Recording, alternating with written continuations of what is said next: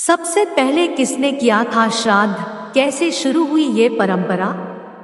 श्राद्ध के बारे में अनेक धर्म ग्रंथों में कई बातें बताई गई है। महाभारत के अनुशासन पर्व में भी भीष्म पितामह ने युधिष्ठिर को श्राद्ध के संबंध में कई ऐसी बातें बताई हैं जो वर्तमान समय में बहुत कम लोग जानते हैं। महाभारत में ये भी बताया गया है कि श्राद्ध की परंपरा कैसे शुरू हुई और फिर कैसे ये धीरे धीरे जनमानस तक पहुंची।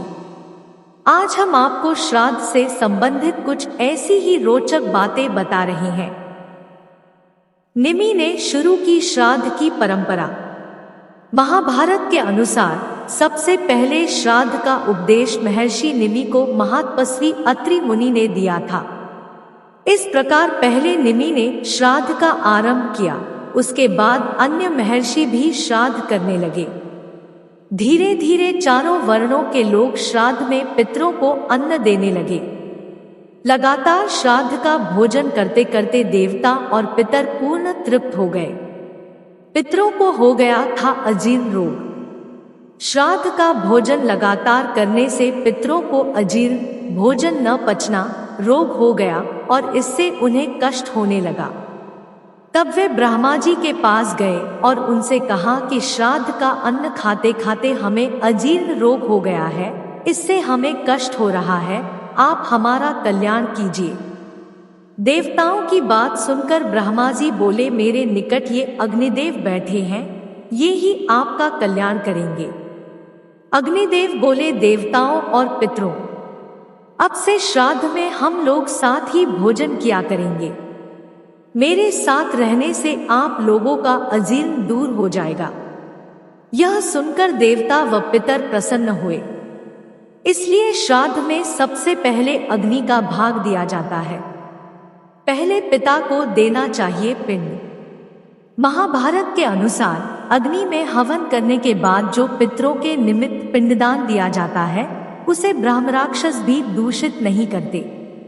श्राद्ध में अग्निदेव को उपस्थित देखकर राक्षस वहां से भाग जाते हैं। सबसे पहले पिता को, उनके बाद दादा को, उसके बाद परदादा को पिंड देना चाहिए। यही श्राद्ध की विधि है। प्रत्येक पिंड देते समय एकाग्रचित होकर गायत्री मंत्र का जाप तथा सोमाय पितृमते स्वाहा का उच्चारण करना चाहिए। कुल के पितरों को करे तृप्त। रजस्वला स्त्री को श्राद्ध का भोजन तैयार करने में नहीं लगाना चाहिए। तर्पण करते समय पिता पितामह आदि के नाम का स्पष्ट उच्चारण करना चाहिए। किसी नदी के किनारे पहुंचने पर पितरों का पिंडदान और तर्पण अवश्य करना चाहिए। पहले अपने कुल के पितरों को जल से तृप्त करने के पश्चात मित्रों और संबंधियों को जलांजलि देनी चाहिए। चितकबरे बैलों से जुती हुई गाड़ी में बैठकर नदी पार करते समय बैलों की पूंछ से पितरों का तर्पण करना चाहिए, क्योंकि पितर वैसे तर्पण की अभिलाषा रखते हैं।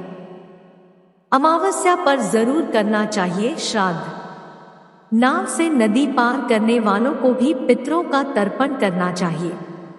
जो तर्पण के महत्व को जानते हैं वे नाव में बैठने पर एकाग्रचित हो अवश्य ही पितरों का जलदान करते हैं।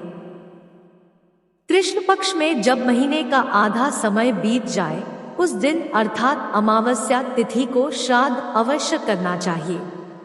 इसलिए रखना चाहिए पितरों को प्रसन्न।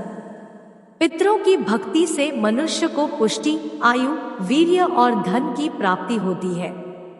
ब्रह्मा जी, पुलस्त्य, वशिष्ठ, पुलह, अंगिरा, क्रतु और महर्षि कश्यप 7 ऋषि महान योगेश्वर और पितर माने गए हैं।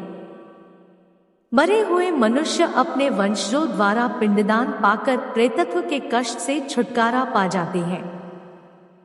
ऐसे करना चाहिए पिंडदान। महाभारत के अनुसार श्राद्ध में जो 3 पिंडों का विधान है उनमें से पहला जल में डाल देना चाहिए।